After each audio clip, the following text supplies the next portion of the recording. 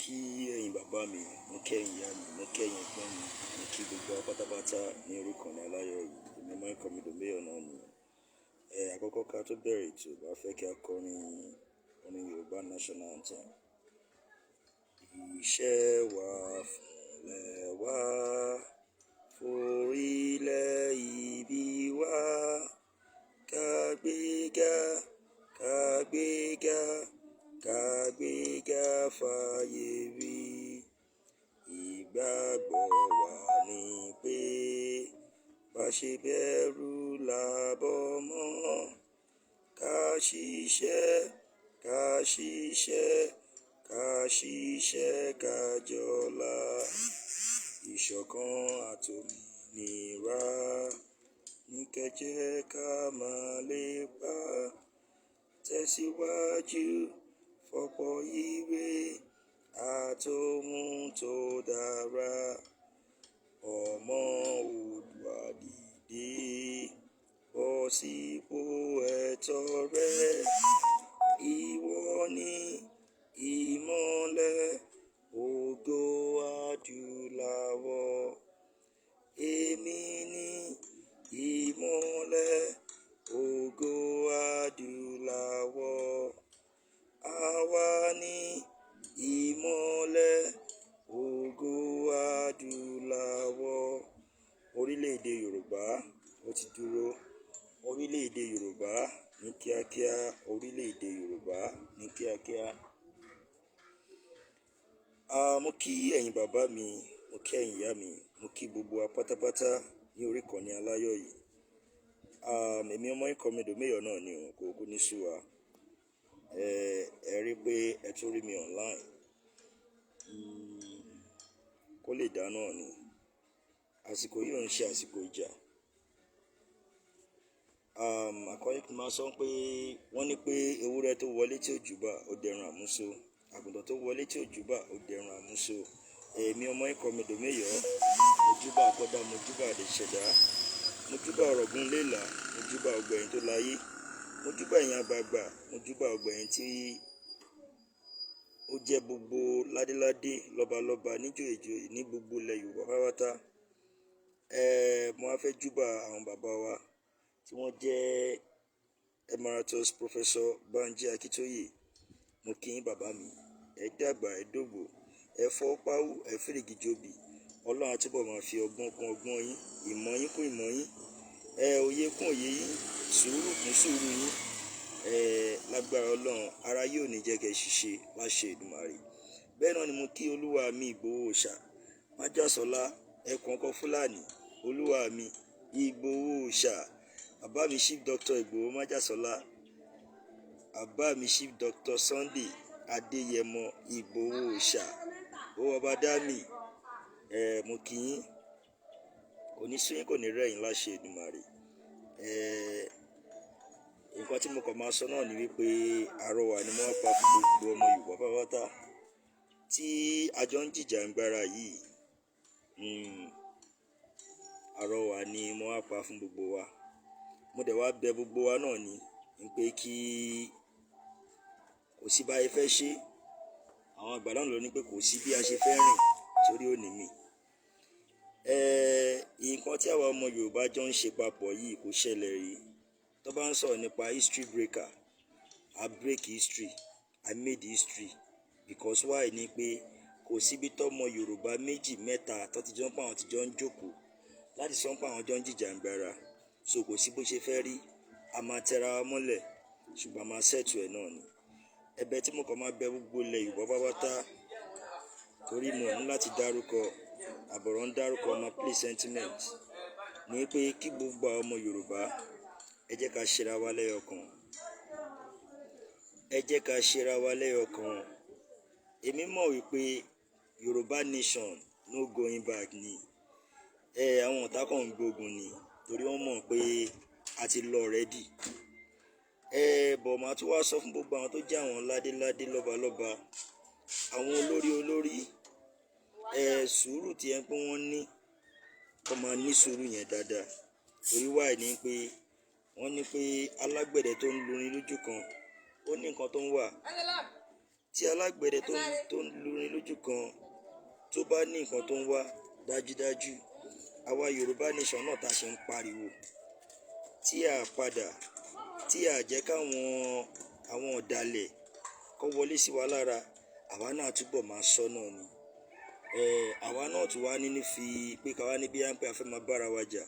Ẹ̀tọ́ tá a máa sọ náà ni wípé ẹ jẹ́ kí gbogbo wa jèwò èbùrẹ́ àwọn olùgbẹ́bẹ̀, ẹ jẹ́ ká jèbù rẹ̀ àwọn olùgbẹ́bẹ̀, torí wáyé ni wípé kò sí báyìí fẹ́ ṣe, a máa bára wa jà, kò sí báyìí fẹ́ ṣe. Bọ̀ tá bá ti ń bára wa jà ká máa mọ̀ ní tá a ṣe ń bára wa jà, ká dẹ̀ mọ̀ wípé ìdí táwọn ẹni fi ń bá wa jà yìí nítorí nǹkan tí ó tọ́ tá à ń ṣe ni. Ká dẹ̀ panú ẹ̀, ká dẹ̀ padà tún máa ṣọ̀rẹ́ padà. Nǹkan tí mo kàn máa bẹ gbogbo àwa aládé, gbogbo àwọn tó jẹ́ àwọn olórí, ẹ jọ̀ọ́, kò sí bí èèyàn bá bímọ, gbogbo ọmọ lè níwà kan náà, ìwà olúkálukú máa yàtọ̀. Kò dẹ̀ sí báyìí fẹ́ sọ́n pé a fẹ́ ṣe tó jẹ́ wípé gbogbo ọmọ yìí máa wá gbọ́rọ̀ sí wa lẹ́nu, àfi ó tèkì orí ọ̀fẹ́ Ọlọ́run, kò dẹ̀ common nínú gbogbo family. So àwọn tó bá ń ṣe bó bá ṣe wù wọ́n, tó believe pé kò sẹ́ni tó lè má wọn, tó believe pé ìfẹ́ náà làwọn fẹ́ ṣe, ẹ fi wọ́n lẹ̀. Ó dàbí prodigal son ni. Prodigal son nígbà tó sọ fún bàbá ẹ̀ pé òun fẹ́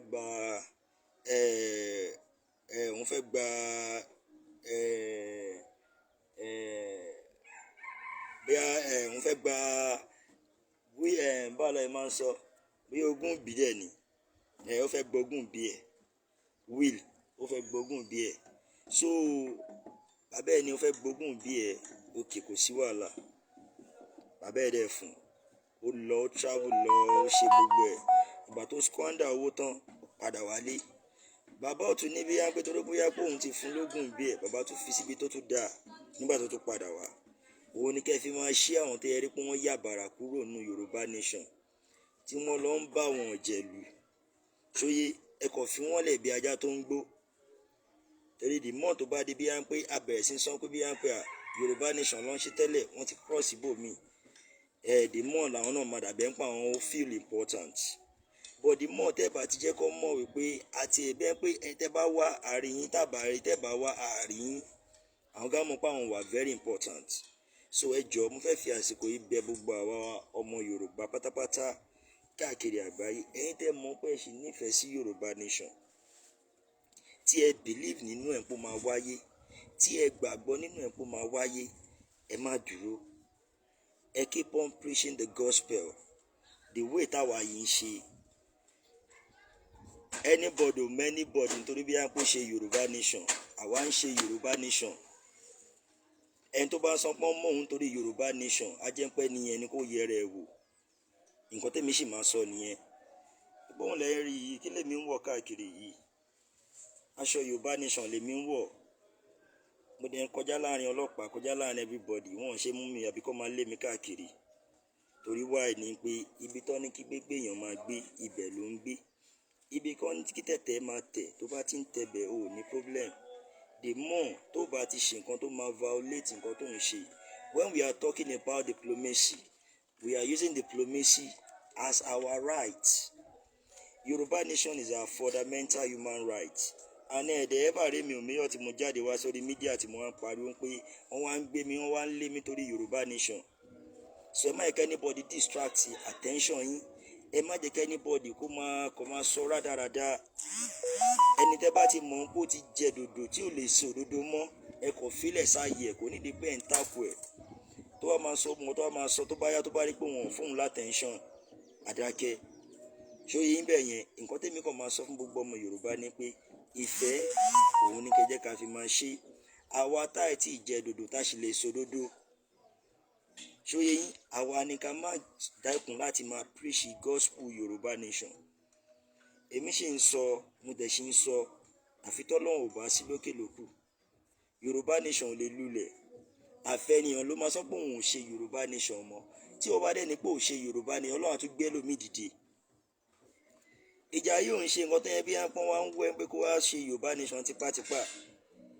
Ọlọ́run fi sọ́kàn àwọn èèyàn tí wọ́n ń ṣe ni, kò dẹ́ ń ṣe ọ̀pọ̀ èèyàn, wọ́n bá èèyàn díẹ̀ ni. Tọ́lọ́run dẹ̀ fàṣẹ sẹ́nu àwọn ẹni pé tẹ́ bá bá àwọn èèyàn báyìí sọ̀rọ̀, ó máa gbọ́ wọn tẹ́ bá sọ. Láti ibẹ̀ lọ́lọ́run á máa ṣe. Ìjọ́ olè ń gbọ́ tọ́lọ́run ní pé òun gbé gbogbo ìlú dìde láti máa jà fún jàǹgbára ìlú. Èèyàn díẹ̀ ló máa gbé dìde. Tọ́lọ́run bá ti wá rí pé èèyàn díẹ̀ lára èèyàn díẹ̀ tóun tó wá gbé dìde yẹn tó bá rí pé ó ti ń yàbàrà, Ọlọ́run á tún pàtì, á tún gbé lómi dìde. Mo fẹ́ kó yé gbogbo àwọn ọmọ Yorùbá. Àsìkò gangan la máa mọ̀ pé yes, ṣé lóòótọ́ ló ń ṣe Yorùbá Nation, àbò kan ń ṣe lórí ẹnu. Ṣé nítorí ìjẹkújẹ tó fẹ́ jẹ́nu Yorùbá Nation tó rí jẹ mọ́, ṣé òun ló fi ń ṣe Yorùbá Nation, àbò kan ń lo ẹnu lásán. Àbí torí pé ò rí nǹkan tí ẹ kó expect nínú Yorùbá Nation nígbà tó wá rí pé wàá rí mọ́ ló fi wá padà sẹ́yìn. Àsìkò yìí la máa mọ̀. Ẹ jẹ́ kí gbogbo ọmọ Yorùbá, èmi sọ̀rọ̀ kan pé preaching the gospel of Yoruba Nation, preaching the gospel of freedom, it takes dedication. And the dedication is not even about saying it, it's about the what you are doing. It's about acting on it. Ẹ̀yin ò ní láti ti máa bí abẹ́rẹ́, ẹ máa rọ ọṣọ Yoruba Nation káàkiri tó bá ń gbé lóòótọ́ you are lovers of freedom. Tó bá ń gbé lóòótọ́ you are lovers of Yoruba Nation. Ẹ lọ rán aṣọ Yoruba Nation kẹ́ dé káàpẹ̀ kẹ́ máa wọ̀ káàkiri gbogbo àdúgbò. With that, èèyàn tó ń rí lára yín tí wọ́n raṣọ òṣèlú lára yín tí wọ́n raṣọ PDP tó raṣọ APC tó raṣọ gbogbo pátì wèrè tó ń ṣe ní Nàìjíríà yẹn tí wọ́n rí, wọ́n á máa mọ̀ wípé yes, àwọn eléyìí ó dàbí eléyìí aṣọ wo ló wọ̀ yìí, aṣọ yìí àwọn kan ló máa pè é without you not even preaching to them. Ẹ jọ̀ọ́ nítorí Ọlọ́run, this time is not the time. Tẹ́ bá rí gbogbo àwọn tó ń wá sórí mídíà tó wá rant, they are part of the political talks tí wọ́n ń lò láti lè fi máa distract, láti lè fi máa bà movement Yorùbá Nation jẹ́. What does it getting money got to do with this? Ẹni tó bá sanwó fún ló sanwó fún. Who handle the receipt that you, ẹni tó send owó sí, at least we have the receipt of the person. The more tẹ́ bá ti send owó sí Baba Amajasola, tẹ́ ní receipt ipò owó báyìí mo fi send owó sí Baba Amajasola, ìwọ ló fẹ́ máa pe Baba Amajasola ló lè. Ìwọ tó bá send owó sí Baba Professor Banji Akintoye, ìwọ tó dẹ̀ rí orúkọ wọn nínú receipt, ìwọ ló fẹ́ máa pe Professor Banji Akintoye ló lè. Tẹ́ bá ń jẹ́ kó máa lò yín lórí àwọn elders tó jẹ́ àwọn àgbàlagbà, is a cup of your tea. Ó mì ní pé ìgan fúnra yín, another agenda lẹ́yìn gan fúnra yín ní. If somebody coming out and be saying that gbogbo àwọn tẹ́yìn believe pé olórí yẹn irọ́ ni wọ́n ń pa fún yín, don't you know that person is stupid? Don't you know that person is stupid? Don't you know that person is bí ó ti bí àrùn ọpọlọ ti wà lórí ẹ̀. Wọ́n ní pé wọ́n ní kò gbẹnu ọmọ kó sọ fún bàbá kó pàdé mọ́.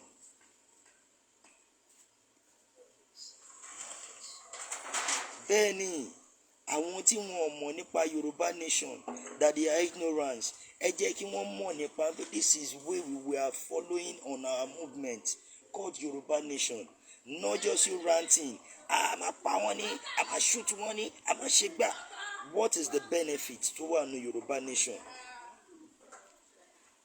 If you get Yorùbá Nation, kí ni nǹkan tí Yorùbá Nation máa ṣe fún ọdún mi tó ń bọ̀? These are what people want to listen to. Not just you coming on air, wọ́n ti ṣe, a máa ṣe gbà. No. We are using diplomacy way. And when he talks about diplomacy way, làlàyé ni. That is what they are doing in the courts. Wàá ṣàlàyé kí ni nǹkan tó fà á tó fi ṣe nǹkan báyìí, reason by. Nígbà tí adájọ́ náà bá ti wá rí wípé òótọ́ ni nǹkan tẹ́ni yìí ń sọ, ó máa discharge ẹ̀, á dẹ̀ fún ẹ ní nǹkan tó bá fẹ́. Ọ̀rọ̀ Yorùbá wá dàbí ọ̀rọ̀ ẹni tẹ́ pé òun ló nílẹ̀. Bàbá ẹ̀ ti fún ní receipt ilé, ó wá gba àlejò mọ́ra.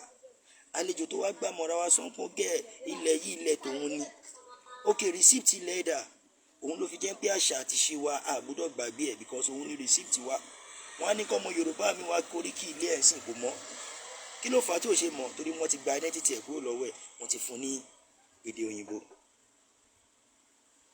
This time is a time to know that yes, àwa ọmọ Yorùbá ìran aládé ni a ti jáde. This time is a time to let the world to know that we are unique in nature. This time is a time to let them know that we are unique, even being seen physically. So irú èmi ṣe mi ò ń ṣe Haúsá, mo ń ṣe Fúlàní, mo ń ṣe Ìgbò, ọmọ Yorùbá tó yanrantí ni mí. Mo lè má sound inú láti máa sọ èdè Yorùbá, ṣùgbọ́n ọmọ abínibí lèmi tó yàtọ̀ sí ability. So kò sí bó ṣe fẹ́ rí, ẹ̀jẹ̀ Yorùbá ló ń rò nínú mi. Ẹ lè ever rí mi kémi máa rant. Nǹkan tó mú mi tí mo fi bínú wá sọ̀rọ̀ lórí ọ̀rọ̀ tí ṣó yẹ kó rí bẹ́ẹ̀ ni pé kò tọ́ sí ṣó yẹ kó rí bẹ́ẹ̀ kó máa sọ pé just 500,000 naira wàá máa boast on air. A lẹ́tọ̀ọ́ láti máa takò ara wa, bọ̀ kò sí bó ṣe fẹ́ rí nígbà tá a bá níbi à ń pé a lẹ́tọ̀ọ́ láti máa takò ara wa. Tá a bá ń rí àwọn ọmọ Yorùbá tá a fọkàn tán, tá a rò bí à ń pé yẹ kó máa ronú bó ṣe yẹ kó ọmọ Yorùbá ṣe máa ronú, tó bá tún wá ń ronú nídàkejì, a máa bí wa nú pé kò yẹ kó rí báyìí náà. À ń jẹ́ èkuru kó tán láwo, ẹ tún ń gbọ́n wọ́n sínú ẹ̀. This is what we don't want. Ṣẹ́yìn mọ̀ wípé the more tó bá rí pé Yorùbá lè ní ìjà, Yorùbá lọ́la ìjà, Yorùbá lọ́túnla ìjà, wọ́n á tún máa rí wípé ṣáwọn ilé ìṣọ́tẹ̀ mọ̀ nǹkan tó ń ṣe ṣá. A dúpẹ́ lọ́wọ́ Ọlọ́run pé nǹkan tó ṣẹlẹ̀ yóò ṣẹlẹ̀ rí. Wọ́n máa dúpẹ́ lọ́wọ́ Ọlọ́run pé ó ti wá ṣẹlẹ̀ nìyẹn. The more tó ti wá ṣẹlẹ̀, ẹ̀tọ́ wa ní pé báwo la ṣe fẹ́ embrace ìfẹ́. Nǹkan tí bàbá wa Ìgbòho Òòṣà tí wọ́n ń preach nìyẹn. Ìjọ́ wo lẹ́yìn rí bàbá wa Májàsọ́lá Ìgbòho Òòṣà tó wá against anybody lórí media? That will never happen. Ìjọ́ wo lẹ́yìn rí Professor Banji Akíntóyè tó wá against yàn lórí media? That will never happen, because ẹni tó bá mọ̀ kì í wo. Ẹni tó bá mọ̀ tó bá wo ẹ lọ wá díẹ̀ dájú. Òun ló ṣe máa ń dùn mí fáwọn tó ti jìyà tó ti jìṣẹ́ lórí ọ̀rọ̀ Yorùbá Nation tó wá dípò àwọn náà ló tún wá ń da gbogbo ẹ̀rú báyìí. Tí bá ń rá àwọn kan tẹ́yẹ bí i pé wọ́n ti ẹ̀ gbé mi nínú movement Yoruba Nation tó yẹ bí i pé wọ́n bá mi nínú ẹ̀ ṣùgbọ́n àwọn náà ti pẹ́ nínú ẹ̀. Táwọn náà bá wá ń jáde tó bá wá ń ṣe rádaràda lórí mídíà, ó máa ń yà mí lẹ́nu. Ó máa ń jẹ́ kọ́kàn mi gbọ́ pé torí ẹ̀ tí ẹ̀ lè ever rí mi kémi wá takò anybody lórí mídíà. And that does not stop me not be doing what I'm doing. And I will be showcasing to the world to let them see what we have in Yoruba land. Tí wọ́n fi nílé kó wa lẹ́rú. That is what we need people to be teaching the world. That is what we want Yoruba people to put on the media gidigidi. Come and preach fáwọn èèyàn. Not just you coming on media and started talking rubbish. Gbogbo yín ń pariwo kí Ìgbòho kó wálé kó wá lead rally fún yín. Gbogbo yín ń pariwo kí Professor Banji Akíntóyè kó wálé lead rally fún yín. Ṣé tí wọ́n bá gba freedom ọ̀hún tán, ṣé Ìgbòho ló fẹ́ jẹ president ni àbí Professor Banji Akíntóyè ló fẹ́ bá yín jẹ president? Àwọn ọ̀dọ́ yìí náà la máa ṣe gbogbo ẹ̀. Dímọ̀ táwọn ọ̀dọ́ bá wá jókòó sínú yàrá wa táwa ń pariwo pé wọn ò tú yín lẹ̀. Ìgbà wo lẹ fẹ́ kó tú yín lẹ̀? Ṣé ìgbà tó bá dé pọ́n bá encourage yín pẹ̀lú nǹkan tí ò dáa lẹ máa fi mọ̀ pọ́n tú yín lẹ̀ nàbí wọn ò tú yín lẹ̀? Àwa yìí ń sìn báyìí sáti travel kúrò nílé for several days, for several weeks. Àìtí rí family, àìtí rí àwọn ọmọ. A kàn ń gbúrò wọn lórí fóònù ni. Àwọn kan wá lórí mídíà, wọn kàn máa pariwo, máa disturb peace àwọn èèyàn. Instead kẹwàá with educative words tó máa encourage àwọn èèyàn. Instead kẹwàá máa encourage àwọn èèyàn. Àfi kẹ máa báyàn jà, kẹ máa pariwo ẹnìkan gbowó, kẹ máa pariwo ẹnìkan ṣe gbá, kẹ máa pariwo ẹnìkan ṣàwo, ẹ̀yin ẹnìkan. Is that what you be preaching? Tẹ́ bá jáde tẹ́ educate àwọn èèyàn tó ń rí pé nǹkan táwọn ẹni yìí tó ń sọ yóò make sense. People will want to listen to you. But the more you are coming out, ọ̀dàlẹ̀ ti wọlé, gbà. Wọ́n ní kí lélẹ̀. Did these people know what they are doing? And àwọn tó gbé Yoruba Nation dání tọkàntọkàn, they know what they are doing. Ní ever rí àwọn tó gbé Yoruba Nation dání tọkàntọkàn kó wá máa wá sórí mídíà kó wá máa sọ ranting words, abusive word, antagonist word. It will never happen. That is why I said it. Ìjọ́ wo lẹ́yìn tí rí Professor Banji Akintoye tí wọ́n wá sí orí mídíà tó wá bẹ̀rẹ̀ sí máa lavish, máa bú anybody, máa ṣe gbà? Àbíjọ́ wo lẹ́ ti rí bàbá Májàsọ́lá Ìgbòho Òòṣà tí wọ́n jáde tó wá bẹ̀rẹ̀ sí máa bú anybody? Those are the true leaders, and those are the ones we are following. Ṣóyè yín bẹ́ẹ̀ yẹn, bàbá Májàsọ́lá Ìgbòho ò lè ever rún yàn wá sórí mídíà kó wá máa bú yàn. Bọ̀tẹ́ni tó bá tẹ Májàsọ́lá mú lójúmọ́lẹ̀, àwọn èèyàn máa jáde láti wá bú àwọn ènìyàn. Ṣóyè yín, because Májàsọ́lá fẹ́ peace fún gbogbo ọmọ Yorùbá, wọ́n fẹ́ freedom fún gbogbo ọmọ Yorùbá, wọ́n fẹ́ kí ìdẹ̀ra dé fún gbogbo ọmọ Yorùbá. Tẹ́nìkan bá wá ń wá sórí mídíà tó bẹ̀rẹ̀ sí ń rántí pé gbogbo àwọn tẹ́yìn believe pé wọ́n gbé tọ́pẹ́ra wọn ní leader yìí, onírọ́ di gbogbo wọn. I think that person is hypocrite. I think that person is stupid. What are the things tí wọ́n tó ń sọ wípé òun sọ òun bú àwọn leaders yẹn? What are the things have you contributed to the society, to the freedom, to the struggle? Tí o kàn ṣe bó kàn wá ń wá tó kàn wá ń rant. Ṣé arúgbó ló máa gba freedom fọ́dọ̀ ni? Àbọ̀dọ̀ ló máa jáde tán gẹ́gẹ́ bí ọ̀dọ́ tó máa jìjà, tó máa béèrè fún ẹ̀tọ́ ẹ̀ gẹ́gẹ́ bí ọmọ Yorùbá? Ẹ̀yin kan lẹ́sẹ̀ máa retí kó máa encourage yín fáwọn nǹkan tí ò dáa láti máa kó lé yín lọ́wọ́ bí kẹ́ lọ́ọ́ máa ṣe gbá. Why can't you sit down and be strategic? Why can't you sit down and draw your map? This is what I want. How will I get this? How will I achieve this? Who are the people I will call into this, my investors? How am I going to do it? Láti execute kìíní. That is why ló fi ń ya ọgbẹ́ everybody lẹ́nu pé àwọn mi yọ, wọ́n ti gbówó fún, wọ́n ti ṣe gbá, wọ́n ti ṣàwó. Because they see me not coming on media and be demanding for money. Because they see me not be talking to asking people that I need owó, I need owó. Òun ló fi ń yà wọ́n lẹ́nu. Because I want freedom for my generation. I'm not fighting for Igboho. I'm not fighting for Professor Banji Akintoye. I'm fighting for my generation. And what am I going to do? Than to stand up and do what needful to be doing. Not just me coming on media and be ranting. That is why man sọ pé òtítọ́ korò. Àwa tá bá gbé òótọ́ dání, ní ever rí much follower, ní rí viewer tó máa pọ̀ rẹpẹtẹ. But àwọn tó bá ń parọ́ yẹn lè máa tó máa ní 100 and something viewers lórí media wọn. We don't give a fuck about that. It's not about money. It's not about getting followers. I think get to. It's not about building our YouTube. I think get to. But it's about meeting people, talking to people, letting people to understand where they are coming from, letting them to know their grassroots, why this suffering not get to this extent. That is what the world wants to know. That is what the world wants to listen to. And keep saying it, keep ringing it like a song to their ears. And letting them to be understanding. Not to just sitting down into your room, comfortable zone room, and be expecting freedom for free. All of you sitting down in your comfortable zone room, you heard Onitiri talking about Yoruba ni, ilẹ̀ wa ni, Ọlọ́run ni, all those things. Ìwọ tó ń preach fún, tó ń sọ pé ilẹ̀ Yorùbá, ilẹ̀ wa ni, Ọlọ́run ni, ìgbà kan ọmọ Yorùbá ni wá. Kí ni nǹkan tí wọ́n ń ṣe nínú yàrá tiẹ̀ láti lè jẹ́ káwọn ọmọ Yorùbá mọ̀ wípé it is our right, it is our God-given destiny, it is our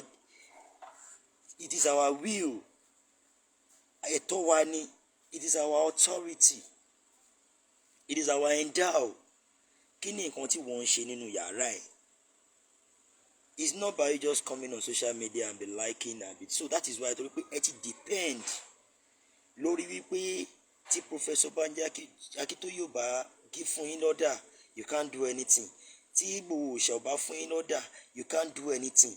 Kí Onítìrí bá fún yín lọ́dà, you can't do anything. Táwọn kan bá fún yín lọ́dà, you can't do anything. Ṣáwọn èèyàn ló ń fẹ́ mi lọ́dà tèmi fi ń ṣe tèmi ṣe. That's it. Nobody giving me order, and I keep going places. doing what I need to be doing, educating the especially àwọn tó wà ní grassroots, educating them on letting them to know why we need this. So they are talking about occupation. Let me educate you on how they are talking about occupation, because so that material on brother wa kan tó ti wọlé, they say tell them about occupying. In a country you want to occupy is a country you have worked tirelessly on your awareness, and it's not even on media. You work tirelessly on grassroots. If you have no work on your grassroots, what do you want to occupy? What do you want to occupy? If you have no work on your grassroots, are you going to be on your media and be occupying? This is where we are missing it. Tí ìyá onítìrí bá sọ pé this is the time for occupying, she's right in saying this is the time for occupy. Ẹ̀yin tẹ́ ń pariwo occupy, what have you done in your own comfort zone? Ẹlòmíì gan kò lè tó láti wọṣọ Yoruba Nation nínú àdúgbò ẹ̀. Ká máa sọ pé tẹ̀ fẹ́ wọ̀ ní títì. Ìwọ tó ló fẹ́ occupy, ó jókòó sínú yàrá ẹ̀. Ó wà nínú yàrá ẹ̀, you are shouting occupying. You are shouting reclaim. You don't come out from your home. If you want to occupy, àkọ́kọ́ ni wípé àwọn tó jẹ́ àwọn landlord association yín ní àdúgbò yín, have you talked to them about Yoruba Nation? Have you let them to know the advantage and disadvantage táwọn Nàìjíríà tí wọ́n ń ṣe fún wọn? Advantage tí Yoruba Nation máa wá ṣe fún wọn. The more nínú àdúgbò ẹ̀ fúnra rẹ̀ tó bá ti bá àwọn landlord association tó jẹ́ community tó ti bá wọn sọ̀rọ̀, they will now be the one to be preaching the gospel of the occupying. Now we have known our right, and it's our duty to occupy our land, our streets, our local government. Kí ni gbogbo ẹ̀yin tẹ́ wà nínú group tẹ́ wà lórí social media, and torí pé èèyàn ti sọ fún yín pé occupying ló kàn, what are your homework tí ẹ ti ṣe láti ṣe bí kíní? Ẹ̀yin náà máa rí kò sí rally táwa bá pè èèyàn á jáde. Kí ló fà á ni wípé àwa ń jáde káàkiri láti máa bá àwọn èèyàn sọ̀rọ̀. À ń bá lọ́balọ́ba sọ̀rọ̀, à ń bá níjòyè sọ̀rọ̀, à ń bá gbogbo wọn sọ̀rọ̀. Bọ̀ kò ń ṣe ibi tèmi nìkan bá lè rìn dé lẹ́sẹ̀ tẹ̀yìn tẹ̀ ń wò mí dé. Ibi tẹ̀yìn náà ò dé, èmi náà ò dé bẹ́ẹ̀. But what I want everybody to be doing now is grassroots awareness, not occupying. By you saying occupying, it means you have do your homework, your assignment. Dada.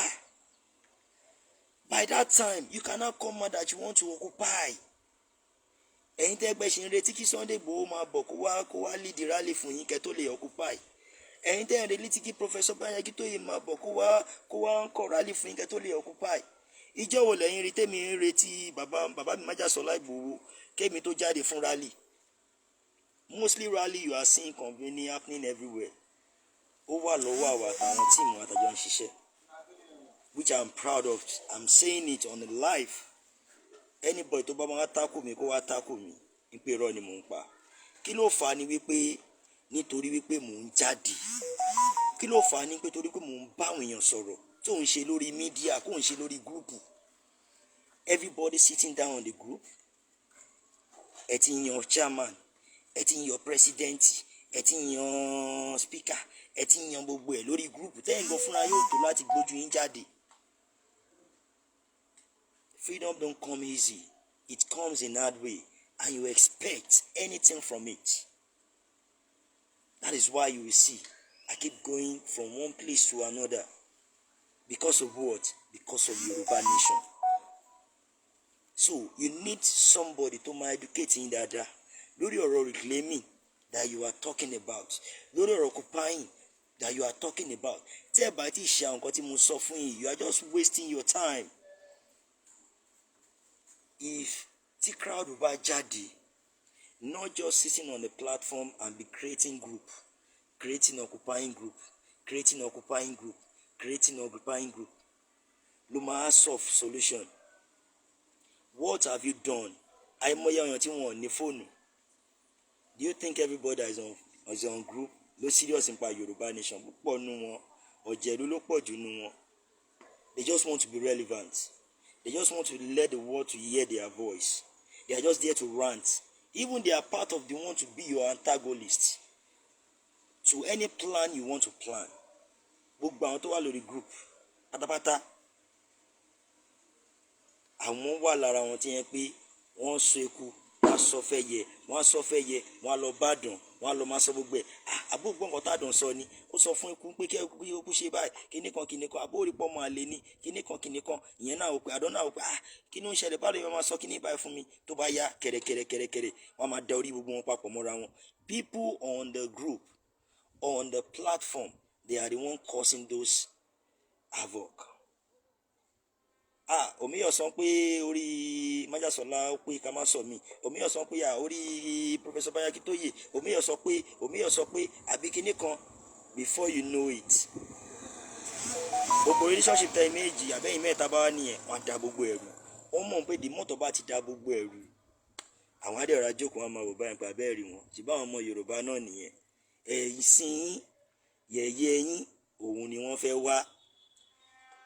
Ìtorí ẹ̀ irú àwa yìí à ń fún wọn ní rooms. We don't give them that rooms. We don't give them that rooms. What do you mean about occupied? Why you people deceive yourself occupied? Brother mi, Mr. Olamilekan, education ni ò tó. Àwọn tí wọ́n bá ń pariwo occupy, má jẹ́ ká blame wọn. Bó ṣe ń ṣe wọn ló ṣe ń ṣe irú àwa yìí.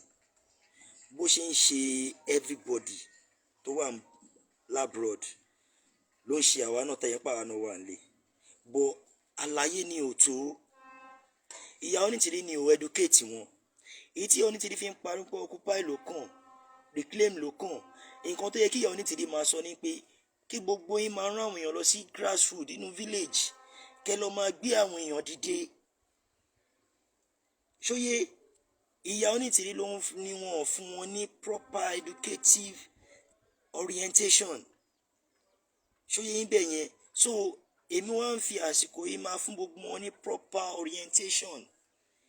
You cannot occupy if your grassroots awareness have not intact. Kó máa pọ̀ létí yín, kó máa yé yín. That is why lẹ́fẹ̀ẹ́ táwọn ò pariwo occupy, àwọn ò pariwo reclaim. But what we keep doing best is the grassroots awareness, which you and I are seeing. Àwọn ọkọ̀ jókòó sórí mídíà kakọ̀ máa pariwo. Tẹ bá rí mi tẹ́mi ń ṣe, ẹ̀kọ̀ọ̀kan ló máa ń rí ẹ̀kẹ́ máa rí mi pé mo wà nulẹ̀ tí màá ṣe bóyá life. No. And that time bí a mú kọ rest. Tá ò bá gba Yoruba Nation will never stop. And you will never see me bóyá mo lọ ń bú ọlọ́pàá, àbí mo ń bú sójà, àbí mo ń bú any force. They are still doing their job in as far you are in Nigeria. So you have no any right to abuse them. You have no any right to abuse them. Ẹ̀tọ́ ẹ ní pé kí wọ́n máa fún wọn ní proper orientation. Àwa àyà ti bọ́lọ́pàá sọ̀rọ̀ dáadáa lórí ọ̀rọ̀ Yorùbá Nation. Àti bá sójà sọ̀rọ̀ lórí ọ̀rọ̀ Yorùbá ni. Wọ́n ṣáà nà wá. Wọ́n ṣáà lè wá. Wọ́n ṣáà ṣe gbá. Wọ́n ṣe kókó bá.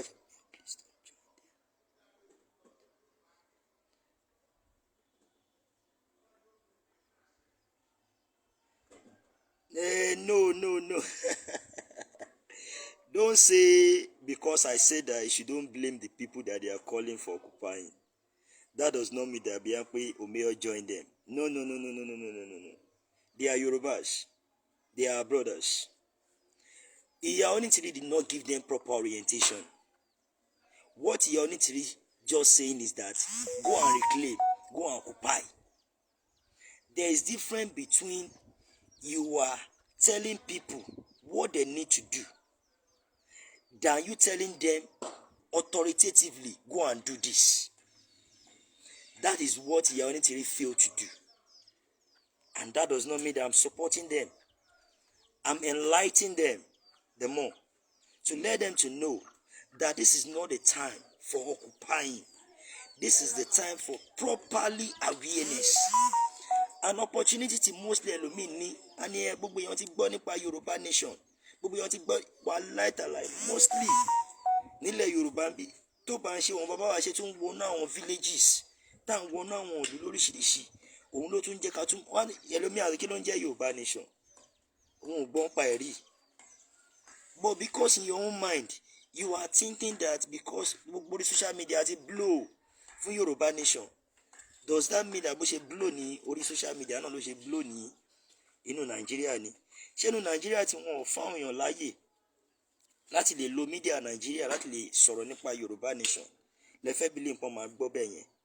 Ṣé inú Nàìjíríà tó yẹn bí wọ́n pé àwa ń ṣe pé wọ́n fẹ́ ṣe rédíò tó jẹ́ bí wọ́n pé gbogbo ọmọ Yorùbá nílé lóko á máa gbọ́ the more tó bá ti lè wọnú ìjìjàngbara rédíò táwọn Nàìjíríà kìíní sọ wípé it will cause a problem tó sáré block ẹ̀.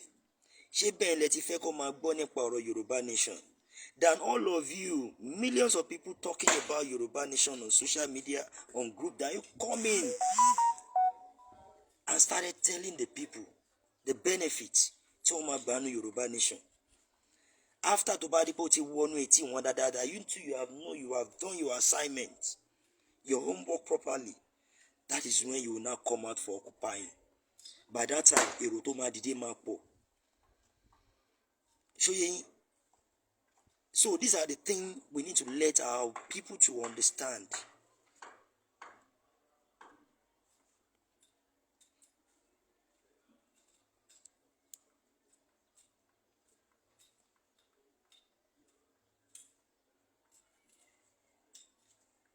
Yeah, brother, I don't get you very well.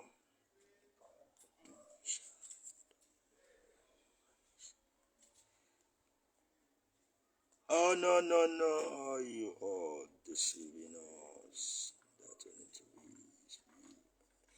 No, nǹkan tó ṣẹlẹ̀ ni pé this is why we need to be orientating our people. Nǹkan tí brother wa ń sọ ni wípé wọ́n ní pé bro ó dùn mí ṣá lórí ọ̀rọ̀ Yoruba Nation. You are deceiving us that Onitiri is real. No. Nobody is deceiving you that Onitiri is real or not. Tí a bá ń sọ̀rọ̀ nípa ìjàngbara, everybody has their entitled. When we talk about freedom fight, this is where we are mixing it up. When we talk about freedom fight, everybody is entitled for his or her opinion. Everybody is entitled for his or her opinion because Yoruba Nation ó ṣe fẹ́ di orílẹ̀-èdè ni kò tí ì di orílẹ̀-èdè tí a lè máa ní bí wọ́n pé a fẹ́ sensitize ara wa àbí bí wọ́n pé báwo la ṣe máa bára wa sọ̀rọ̀ pé this is what we need to do, this is what we don't need to do, and this is we must tell you authoritatively but this is what we should do. No. Nobody tell you that Onitiri is real or not.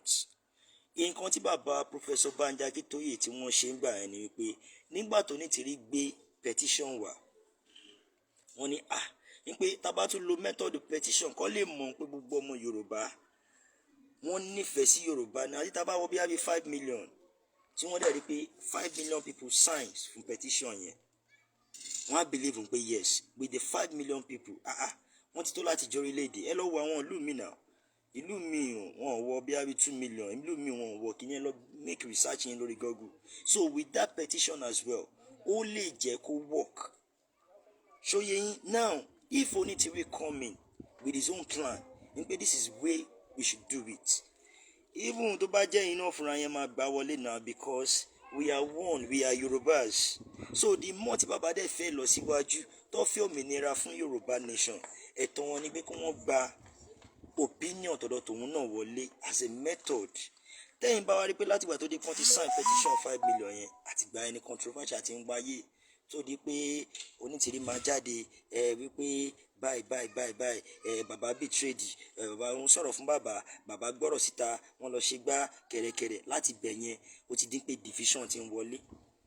Nígbà tí division dẹ̀ ti wọlé lórí ti bàbá Professor Banji tó yìí kẹ̀rẹ̀kẹ̀rẹ̀ ó tún wọlé sáwọn mídíà náà lára, mídíà náà tún divide kẹ̀rẹ̀kẹ̀rẹ̀ everything bẹ̀rẹ̀ sí ń di méjì. So ìdí kan máa lọ sọ́dọ̀ onítìrí, ìdí kan máa lọ sọ́dọ̀ bàbá, ìdí kan máa lọ sọ́dọ̀ Ìgbòho. That is where tí problem ti ń wáyé. Ẹ lè ever ra wa ká máa sọ̀rọ̀, kò sí nǹkan tó ń lọ tí àwọ̀ ò mọ̀, but bó ṣe ká olúkálùkù lára sí ló ṣe ń ṣe nǹkan,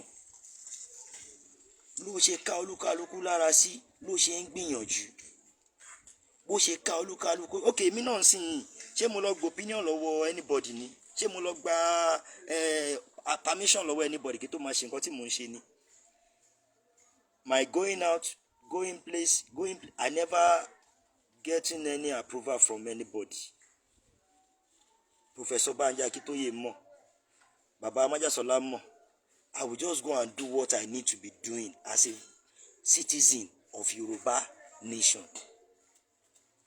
As a citizen. So tó bá wá gba onítìrí láyé lórí ọ̀rọ̀ petition, ibi tí problem ti wáyé nìyẹn. After onítìrí has already stockpiled his own agenda, his own opinion, lẹ́yìn yẹn lọ̀rọ̀ ó ṣe àkáǹtì òmìnira, ó ṣe àkáǹtì central tó wọlé, tó wá dín pé àwọn kan sọ pé òmìnira làwọn máa dúró sí àkáǹtì òmìnira, àwọn kan ní pé àkáǹtì YSDM làwọn máa. Ṣebí wọ́n ní pé àkáǹtì òmìnira is for 2022 alone and this is 2023. Òmìnira account still going on. This is where we need to know something is going on. But we don't need that for now because ìwọ tó mọ̀ pé you are ready to do your work, tó mọ̀ pé o gbé ọ̀rọ̀ Yorùbá Nation yìí dání láì má ṣe bí à ń pé torí bí à ń pé ìjẹkújẹ tó fẹ́ jẹ, àbò fẹ́ kó wọ́n mọ̀ ẹ́, àbí torí bí à ń pé o fẹ́ kí pé ìjẹ kó kún, àbí torí pé o fẹ́ kí YouTube ẹ kún, àbí torí pé o fẹ́ máa ṣe gbá kan, àbí tó fẹ́ máa extort èèyàn, àbí torí pé o wá rí gbogbo wọn tó expect pé o fẹ́ gbà lórí ọ̀rọ̀ Yorùbá Nation tó wà rí gbà, o wá ń sọ pé o give up on Yorùbá Nation. That person must be stupid. Nígbà tó di pé gbogbo ìròyìn ṣẹlẹ̀, do you see me talking it to anybody? Do you see me telling people that our leader are disturbing us? Do you see me saying that our leader won't parọ́ fún wa ni? No. Do your own, make I do my own. God know the verse for that kind of thing. But if you can't they say our leader yẹn kàn parọ́ fún gbogbo yín ni, wọ́n kàn ṣe gbá ni, you too, you are part of the leader.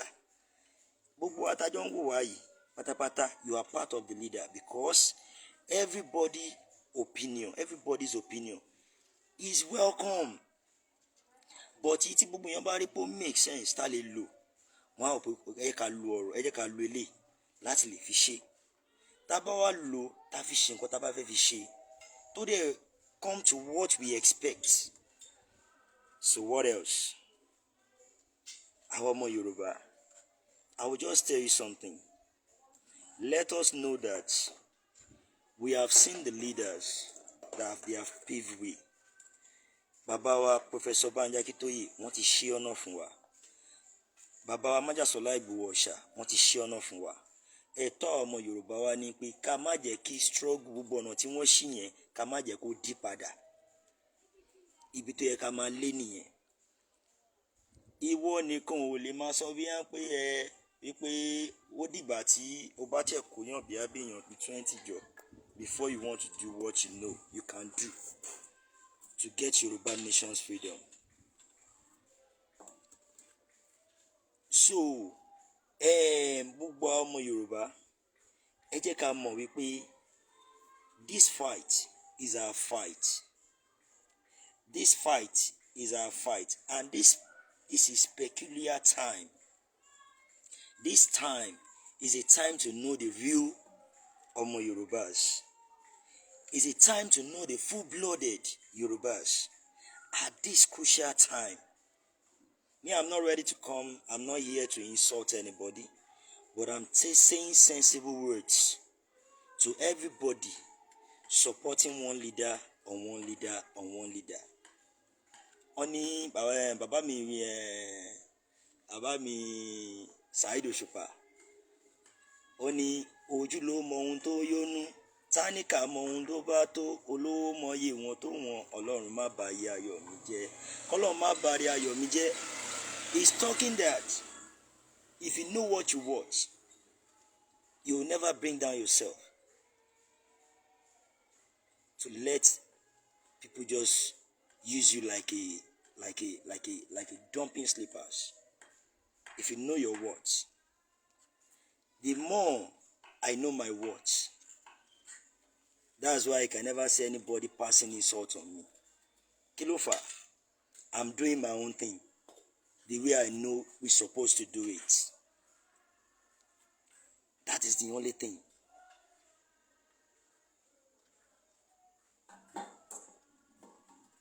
So, ẹ jẹ́ kí gbogbo wa, the truth is that we need to be side by side. We go nowhere, just like. Well, sir. Hey, I will tell you miss it, bro. Hey, Mr. Praise. Hey, let me educate you, because me, I like educating people without not insulting anybody. Oye ni oye yin. I will tell you what happened about Lagos rally. Lagos rally. A lè ní kó forí ṣọpọ́n, a lè ní kó forí ṣọpọ́n. Because brother wa kan sọ níbàyẹn pé the truth is that with Onitiri side by side, we go nowhere. No. Without Onitiri, we will get Yoruba Nation. With Onitiri, we will get Yoruba Nation.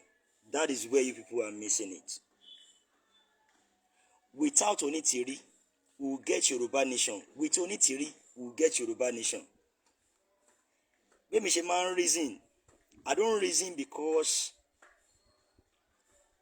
I need Professor Banja Akitoye. I need Baba Majasola. You know, Abiatuwa ni Onitiri. I don't reason that way. With you, you are the one looking up on them. Like, without them, you can't do anything. But with me, I can do all things. Olukaluku ló ní strength. Ṣé Professor Banja Akitoye ló fún mi permission tí mo fi ń jáde káàkiri everywhere? Àbí Baba Majasola ló fún mi permission tí mo fi ń jáde káàkiri everywhere? Àbí Onitiri ló fún mi permission láti máa jáde káàkiri everywhere? No. But only thing you just need from them is, bàbá mi, mo fẹ́ lọ ṣe nǹkan báyìí o. Okay, Ọlọ́run aṣọ ẹ lọ aṣọ ẹ bọ̀.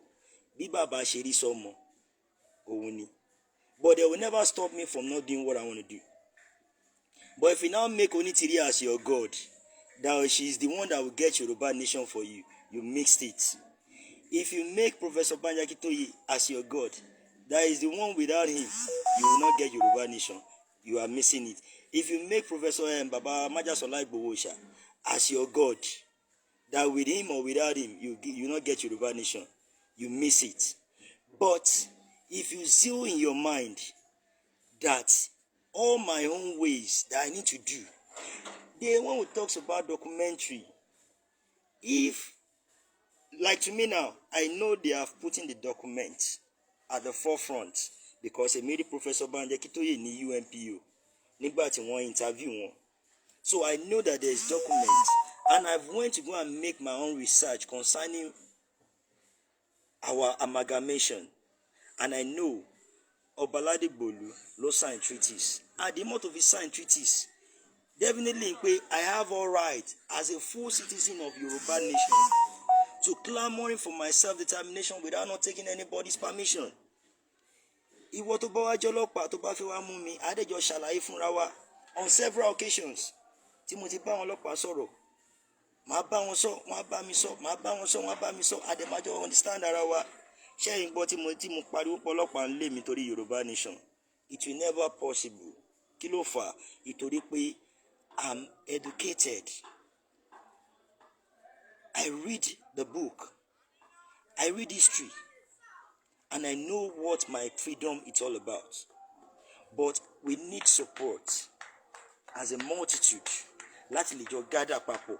That is why you will see me going places and be telling people about Yoruba Nation. Nobody sending me. God is sending me. So with God, all things are possible. Let me shock everybody. Èmi ò gba $1 lọ́wọ́ Professor Banji Akintoye. Èmi ò gba $1 lọ́wọ́ bàbá mi Májàsọ́lá Ìgbòho Òòṣà. Èmi ò tẹ̀ mọ̀ ní tìrìrì ni. I've not seen her before. I don't have her number. I don't even have anything to do with her. But I'm going places to meet people, to educate them about Yoruba Nation, which all of you can see. This is what all medias, if you know you are truly Yoruba Nation clamoring, you are truly Yoruba Nation fighter, these are what I expect every media to be doing. Going out, meeting people one-on-one, asking them about Yoruba Nation, talking to them. Kò ń ṣe àwọn tó yẹ kó tó wà ní city yìí o, àwọn tí wọ́n wà ní village. Torí pé ojú wọn ò là, kò sí iná, kò sómi, kò sí means of communication, kò sí everything. Kò sí everything tó yẹ kó fi lè máa ṣe kíní. So because you are depending your life on Onitiri, that is why you are saying that ìtorí ẹ̀ lè rally Lagos. Rally tó ṣẹlẹ̀ ní Ogun State. Ṣé Onitiri ló ṣe ni? Rally tó ṣẹlẹ̀ ní Ọ̀yọ́. Ṣé Onitiri ló ṣe ni? Àwa ara wa yìí náà la jọ ṣe. If you now say that torí pé Onitiri ò sí ńbẹ̀ ní rally Èkó ṣe forí ṣọpọ́n, that means you don't know what you are doing. Even ìwọ tó yẹ ń tẹ̀ ń sọ̀rọ̀ ìgbọ̀n bí alẹ́ tẹ̀ ti jáde fún ẹni rally rí. But you are just watching. What they tell you, that's what you believe in. What have you done to yourself? What have you done for yourself that you can prove that this is what I do without not anybody pushing you? Ẹnìkan ò lè tiẹ̀ mi. What I know needful to be done, I will do it.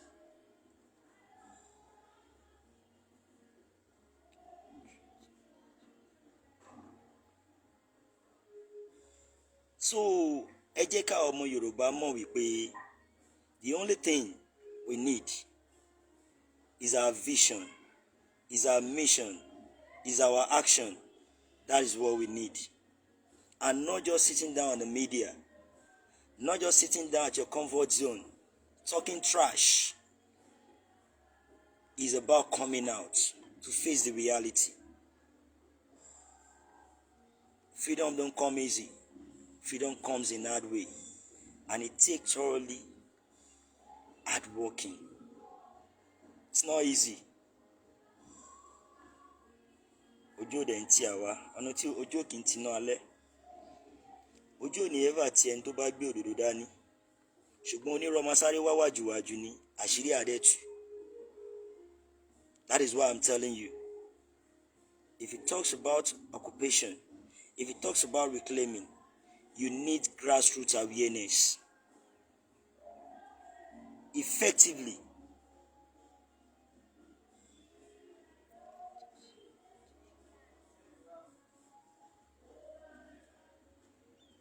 Baba Mr. Mori, nobody not supporting anybody on the movement.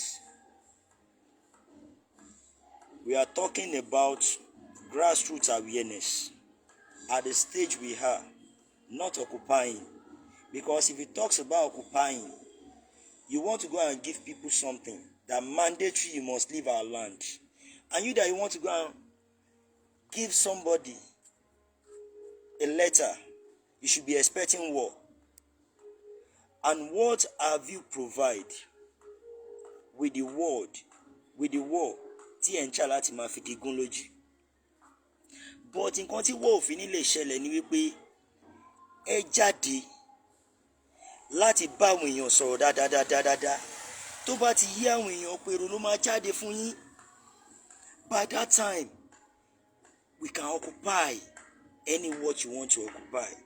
But at this point in time tó ń jó lára àwọn èèyàn tó fẹ́ gbowó lọ́wọ́ Tinubu ẹ̀rí gbogbo àwọn mídíà kan ti ń yóhùn padà. Ṣé orientation wọn pé gidigidi nígbà tí ẹni tó orientation irú àwa yìí ṣe bá sọ pé Omiyo wà lọ occupy. Àwọn kan máa sọ fún yín pé èmi rẹ́dí àti jáde ṣó níbi tó ń jáde táwọn kì í jáde ni àwọn ò fọ́. But ẹni tó ní ká wá lọ occupy ó gbọ́dọ̀ jẹ́ ẹni tó máa ṣíwájú rẹ̀ mí sìn àti lead bàbá mi májàsọ́lá àtijọ́ jáde láti lọ ṣe everything fún anything anywhere bóyá rally ní all those things. Bàbá mi Ìgbòho Òòṣà àtijọ́ jáde one on one tí ó wà dáadáa. Kí ìyá Onítìrí náà jáde tí wọ́n sọ pé occupy kí gbogbo wa jọ kẹ́sẹ̀ lẹ́sẹ̀ rẹ̀ kájọ jáde papọ̀.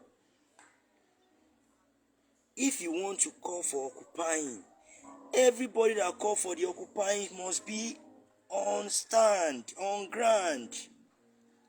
Mo sọ tó Onítìrí bá délé ní bóyá àwọn ti dé o, ó yá jẹ́ ká lọ gba airport. Màá tẹ̀lé ọ̀yá, let's go, we'll go and do it. You cannot tell people to go and occupy and you are not on ground. Wọ́n ṣá mọ Onítìrí ó ṣá sàásẹ́ anywhere, Onítìrí ṣá ṣì ń lọ everywhere tó ń lọ, ó ṣì ń wọlé ó ń jáde, kó Onítìrí máa bọ̀ wá kí gbogbo wa jọ jáde, no problem. Ìgbà tí bàbá Májàsọ́lá ní pé ká wá lọ sí Gọ̀gàn, gbogbo wa jọ lọ ni. Ìgbà tó ní ká wá lọ sí Ìgbà, gbogbo wa jọ lọ l'Ógùn state ni. Ìgbà tó ní pa tó gba sọ́yọ́ Ọ̀ṣun lọ sí gbogbo everywhere, a jọ lọ ni bàbá mi Ìgbòho Májàsọ́lá. So if Onítìrí want to do the same thing, he should come. I will lead him, I will lead her. Gbogbo wa máa jọ lọ ṣe, it's no problem. This is not insult. So you cannot call occupying without not doing your assignment. It means you want to kill people. You want to destroy them because you're talking about occupying. It means it means that is war.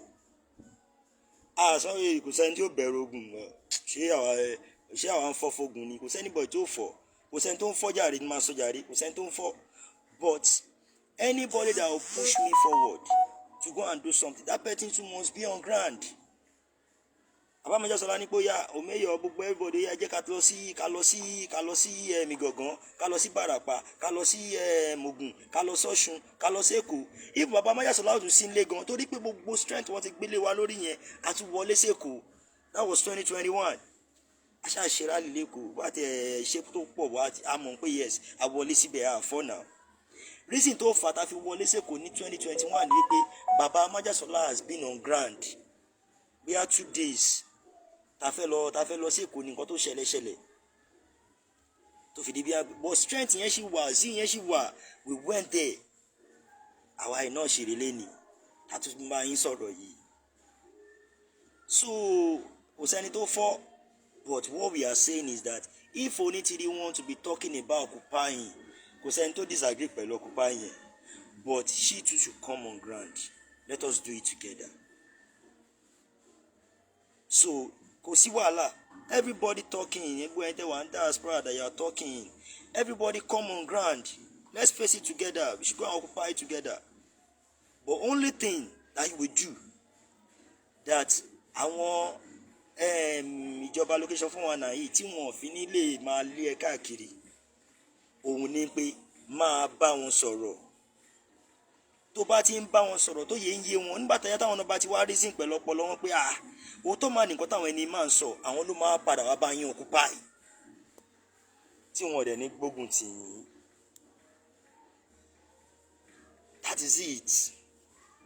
Mostly gbogbo àwọn èèyàn wa wọ́n ti brainwash wọn occupying, but the person that brainwash you occupying did not educate you, did not give you proper orientation, and that is where they are missing it.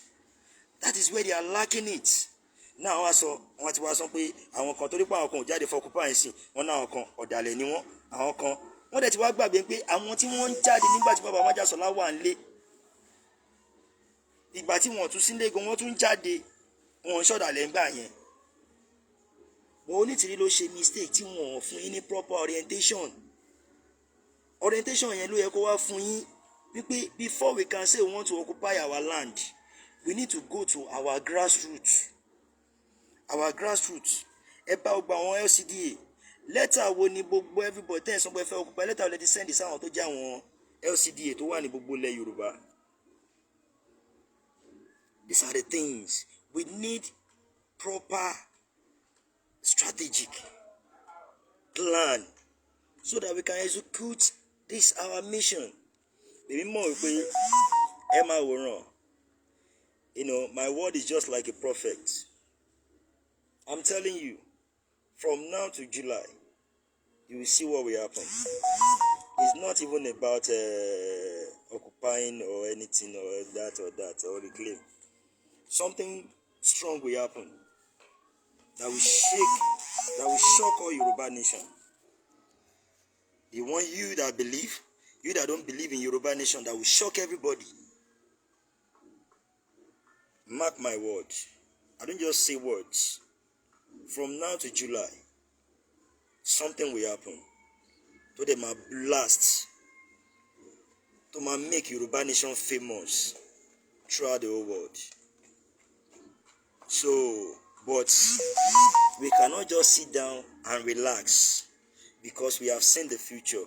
We'll work towards it. Iṣẹ́ tá bá ṣe, òun ló máa ring létí wọn. Tó wọ́n fi máa rántí nígbà tí kíni ẹ bá padà ṣẹlẹ̀. So, this is not about Onitiri. It's about Yoruba Nation. Yoruba Nation is bigger than Onitiri.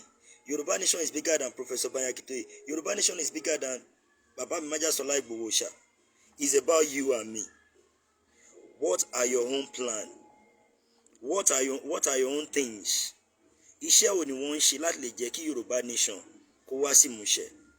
That is what you need to be asking yourself. Not about tẹ́nìkan ò bá support Onitiri, kìnìún kan go nowhere. Who is Onitiri ní Yoruba Nation? Who is Onitiri? Ta ló mọ Onitiri nígbà tó ti ń clamoring fún Yoruba Nation? No.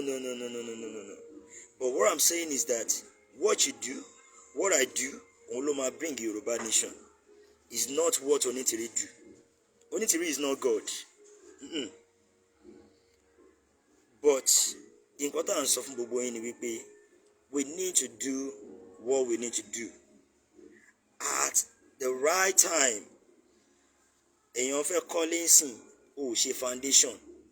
Ó wá ní pé irú àwọn Professor Banyakitoye, Majasola wọ́n ti ṣe foundation. Now, how are you going to build it? Báwo ló ṣe máa ṣe roofing? Báwo ló máa ṣe everything? These are what we are talking about. You need to go to your grassroots. Go to your village. Send people there. Let them go and tell. Let them go and speak to the people and tell them about Yoruba Nation. Káwọn náà mọ benefit tó wà. Tó bá bá dé pé gbogbo ẹ̀ máa blast tán. Bàtà wá ní ṣe ti gbọ́n pa Yoruba Nation, ayọ̀ àwọn Yoruba Nation yẹn ni.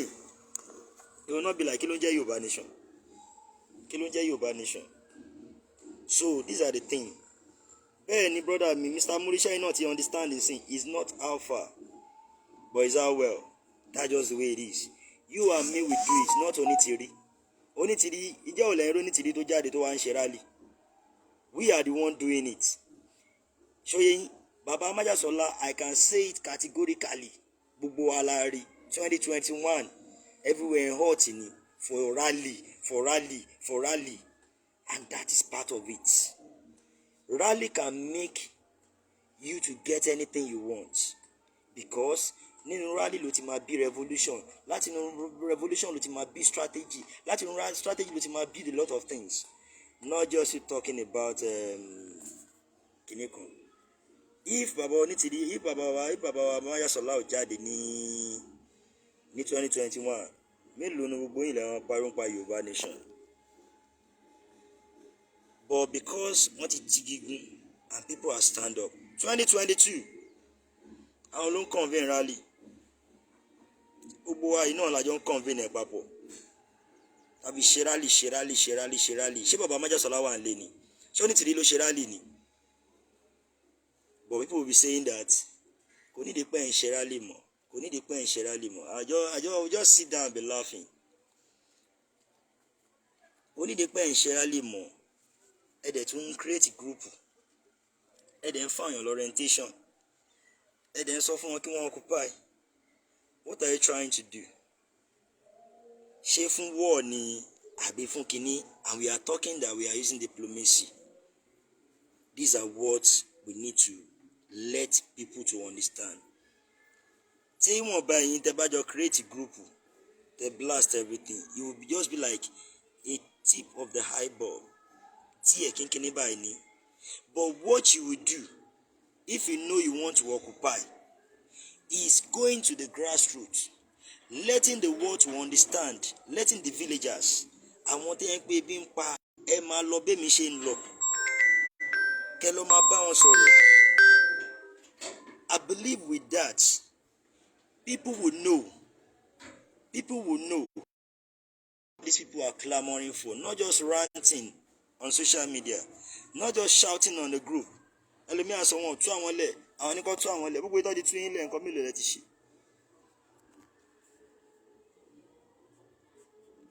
Let's get brain. Let's give ourselves sense. So ẹ jẹ́ ká yára wa ní brain. Ẹ jẹ́ kí gbogbo wa dúró tán. Ẹ jẹ́ ká mọ̀ wípé a ní láti máa búra wa. Understanding àwọn èèyàn ni ò pé. Báwo la ṣe máa jẹ́ kí understanding yẹn pé ó wà lọ́wọ́ àwọn mídíà. But mídíà tàbí àwọn mídíà yẹn sìn gbogbo wọn sìn wọ́n kàn ń brand mídíà wọn ni. Wọ́n kàn ń get star ni. Wọ́n kàn ń get like ni. Wọ́n kàn ń búra wọn ni. Wọ́n kàn ń ṣe gbogbo ẹ̀ ni. Nǹkan tí wọ́n kàn mọ̀ láti máa ṣe nìyẹn. Iṣẹ́ mídíà níbi kó máa try láti máa fún àwọn èèyàn ní orientation. What needful to be done. By the time tẹ bá ń jáde lọ máa bá èèyàn ní villages, even tẹ bá fẹ́ pe rally, ṣáà ìròbí àgbà àwọn tó wà nínú group ló ń jáde fún rally ni.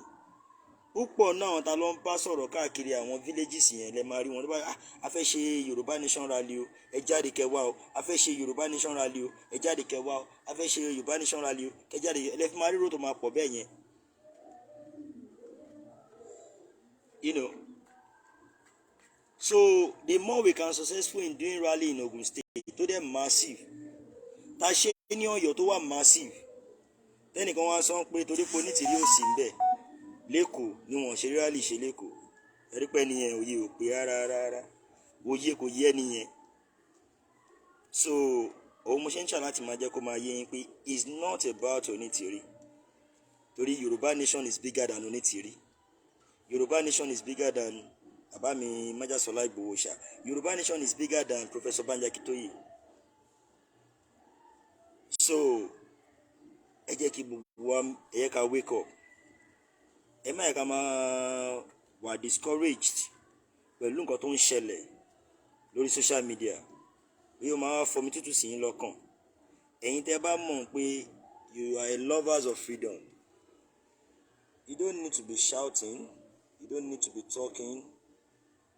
You don't need to be making complaint, unnecessary complaint. Lè make ẹkún. Àwọn leader wa ò tí ì sígbà, àwọn leader wa ò ṣàwó. What are you doing as a pastor in your church in educating people about Yoruba Nation?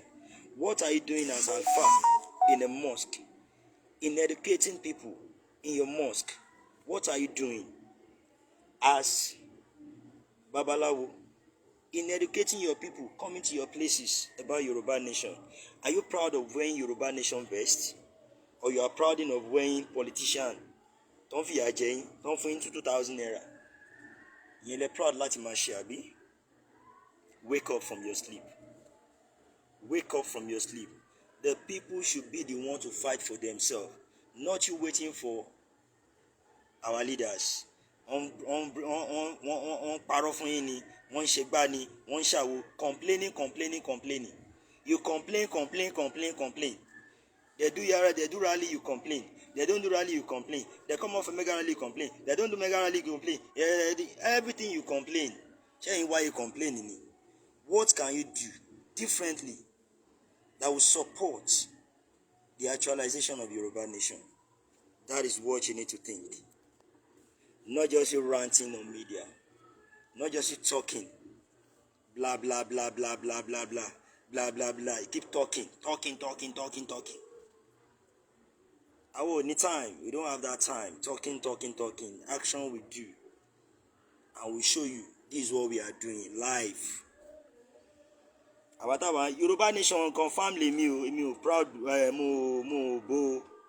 Èmi ò ever rí ọlọ́pàá tó lé mi káàkiri o. I will tell you. Ọlọ́pàá ò lé mi o.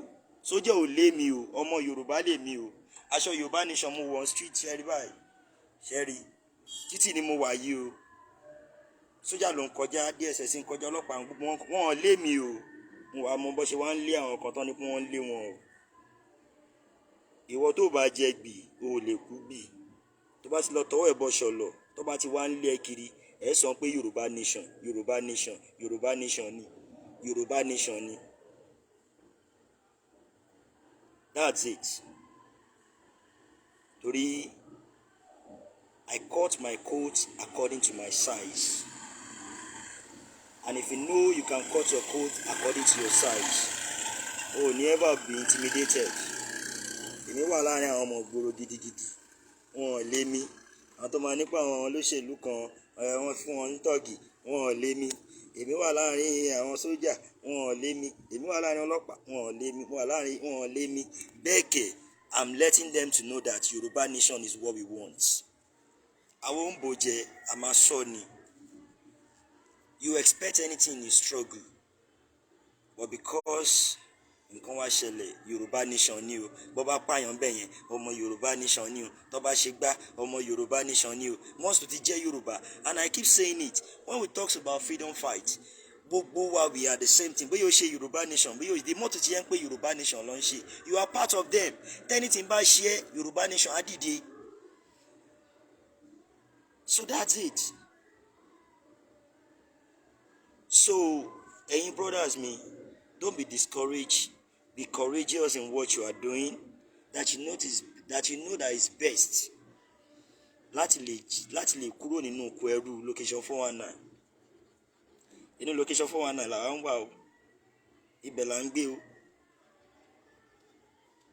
I've never for once been intimidated. And I'm saying it on live. I've never for once been embarrassed because I'm doing Yoruba Nation. And it will never happen.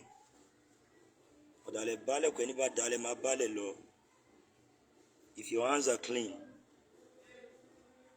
nothing will intimidate you. That's what I believe. So, these are things that we need to be doing.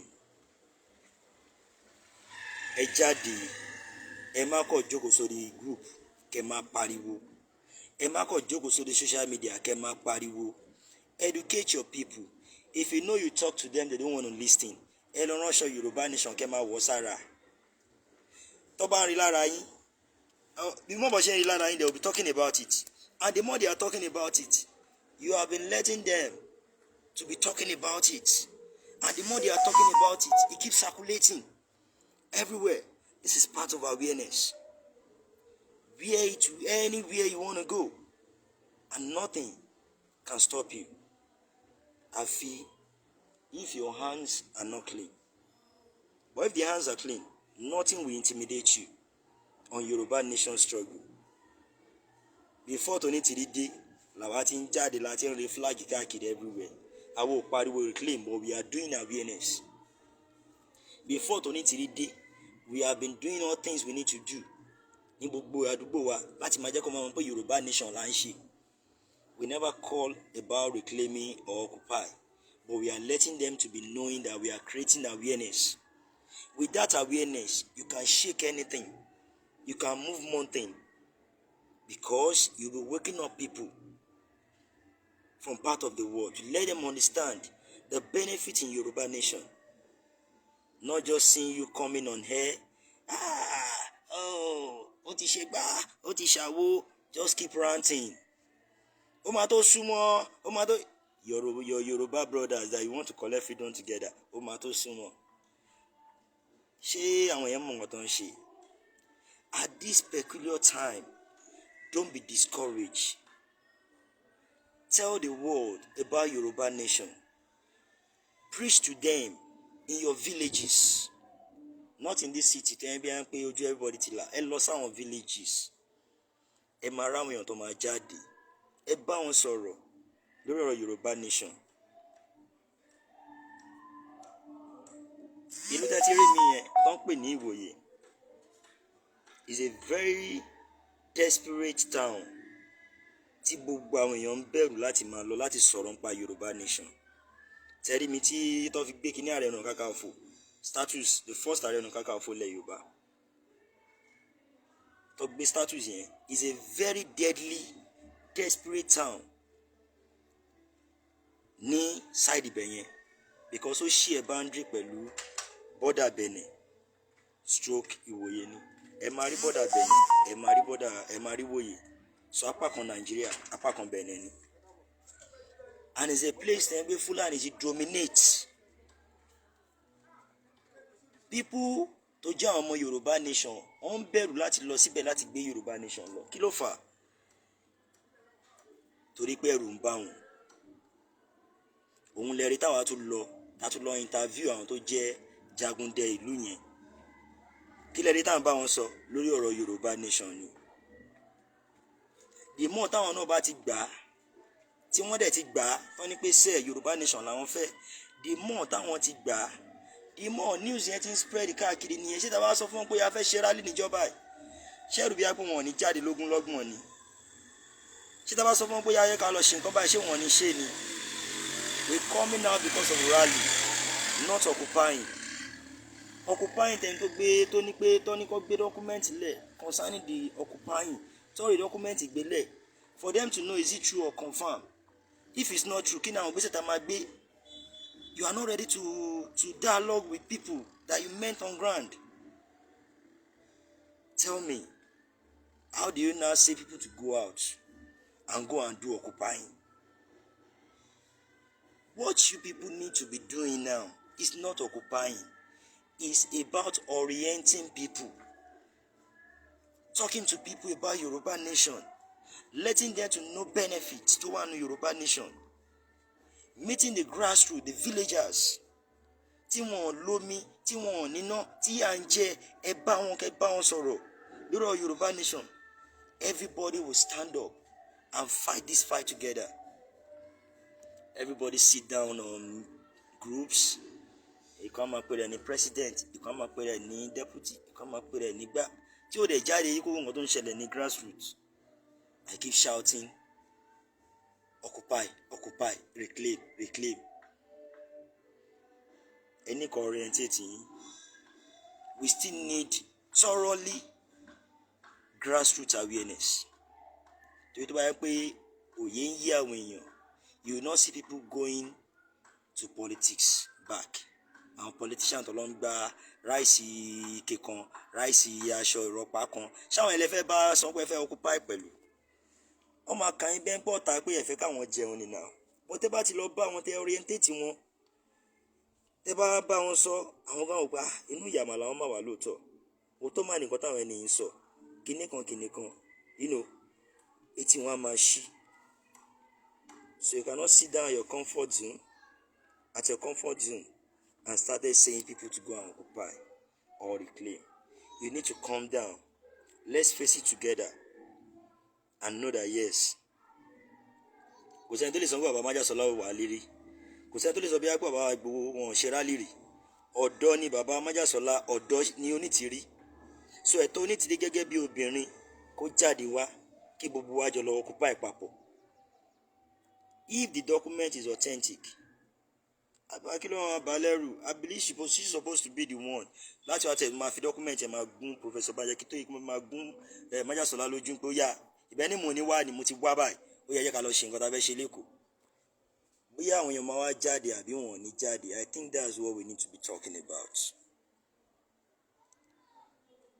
and still be going to villages letting the world to understand that Yoruba Nation is what I stand for kò sí ìtò kọ́rin pẹ̀lú Nàìjíríà.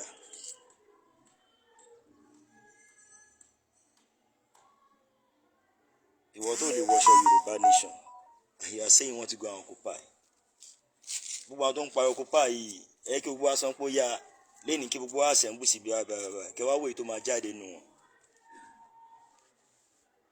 ẹnu yìí náà ni na this mouth náà ni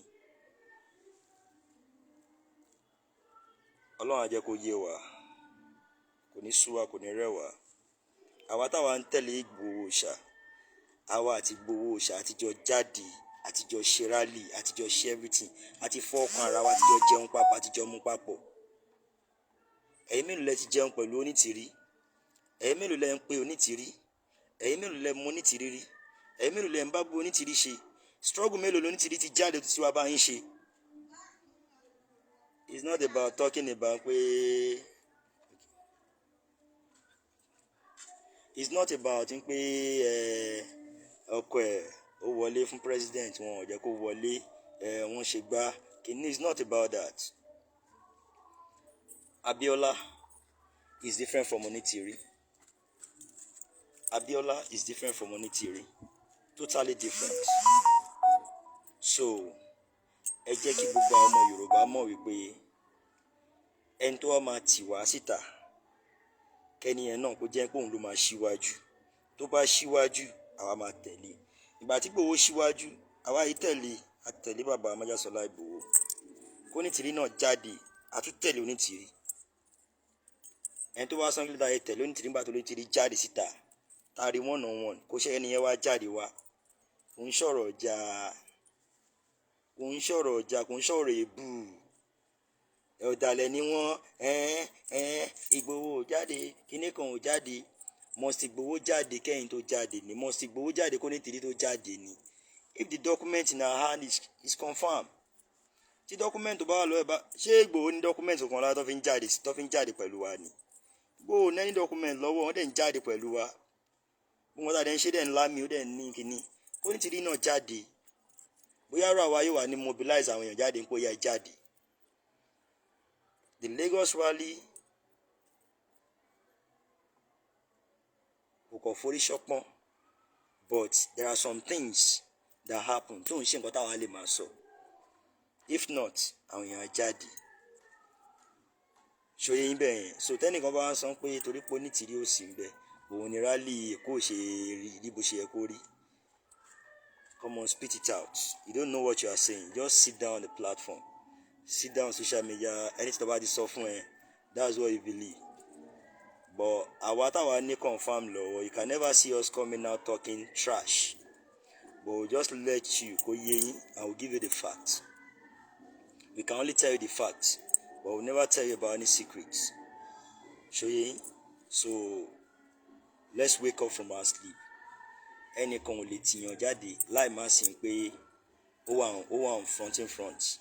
Nǹkan táwa ṣe gbà fún bàbá Májàsọ́lá ìtorí tiwa ló ṣe wà níbi tó wà. Ìtorí rẹ̀ ṣe rí pé àjẹ́ kí rally yẹn stop.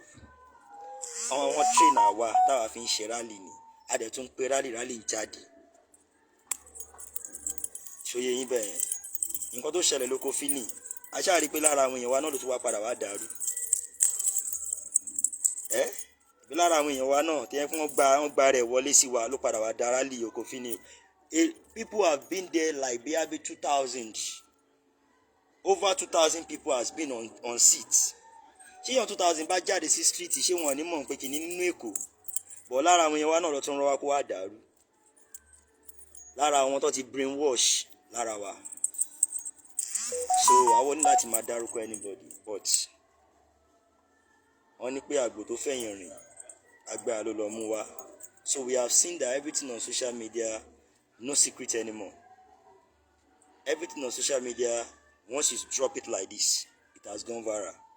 So you never see us coming out and saying anything secret. So not that everybody give up. No. Wá pé àwọn èèyàn sìn bóyá let's go and do this. Àwọn èèyàn máa jáde lógúnlọ́gbọ̀n. It's not mouth, it's what we have done. It's what Baba Májàsọ́lá has done on ground. Talking about mobilize people, over and lay, unsure tẹnu. We know people, places will come. That they might be kiakia ti gbogbo wọn dẹ̀ máa jáde ń kó yá. Let's go there. So gbogbo ẹ ti wà, but only something. Kékeré báyìí ló dá kìíní yẹn dúró. Kí ló ń jẹ́ onítìrí báwo? Without onítìrí. Yoruba Nation has stand. Ṣòye yín bẹ́ẹ̀ yẹn. So that's what I'm just gonna say. Ẹ má gbé ayé yín sórí pé ẹni báyìí. Ẹ ṣe nǹkan tẹ́yin náà máa ṣe. Láti lè jẹ́ kó mọ̀ pé yes, you are playing your impact. Not just people pushing you. Wọ́n máa tì yín bí ẹ̀rọ lògì. Ẹni tó wọ́n tì yín ẹ̀ ní rí níwájú. And you are saying you are doing the right thing.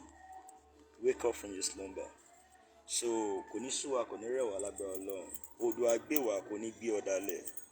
Láṣẹ Èdùmàrè. Èmi ń sọ fún yín pé ẹni tó bá lóun ṣe Yorùbá Nation tí ó bá jáde báyìí láti wá máa encourage àwọn èèyàn láti lè jẹ́ kí progress wà fún ọ̀rọ̀ Yorùbá Nation at this time tó mọ̀ pé wọ́n fẹ́ gbowó lọ́wọ́ olóṣèlú, ẹni yẹn lára àwọn ọ̀jẹ̀lú ni, lára àwọn ọ̀jẹ̀lú nítorí pé àní pé wọ́n lóṣèlú, everybody is olóṣèlú, but ọ̀jẹ̀lú, he will never let the peace of a country to settle nítorí ìjẹkújẹ tó fẹ́ jẹ. That's just the way I say it. So tẹ́ bá rí gbogbo àwọn tó ń pariwo 2021 2022 kọ́ wá jáde kọ́ tó wá máa sọ̀rọ̀ nípa ọ̀rọ̀ Yorùbá Nation, they are all cowards, they are all selfish, they are all hypocrites. Nǹkan tí máa sọ nìyẹn, that's the message I pass to everybody. Then claim pé you are doing Yorùbá Nation torí ẹ̀ pé ọ̀tá Yorùbá Nation ní ẹ̀ ń claim pé ẹ̀ ń ṣe Yorùbá Nation, oúnjẹ tẹ́ fẹ́ jẹ ní Yorùbá Nation òun lẹ fẹ́ jẹ, bóyá ẹ ti wá jẹ tẹ́tí yó bámbám tẹ́ wá jókòó pé kò dẹ̀ sí tó kàn mí mọ́ mo ṣáà ti rí nǹkan tí mo fẹ́ rí, àbẹ́lómi fẹ́ kó wá gbóhùn òun, wọ́n ti gbóhùn ẹ̀ already, o ti wá bí nítorí wọ́n ti gbóhùn ẹ̀, o ti build YouTube channel, o ti build Facebook kíní ẹ̀, o wá bí lè pé o ò ṣe Yorùbá Nation mọ́, gbogbo ẹ̀ máa parun lójijì ni.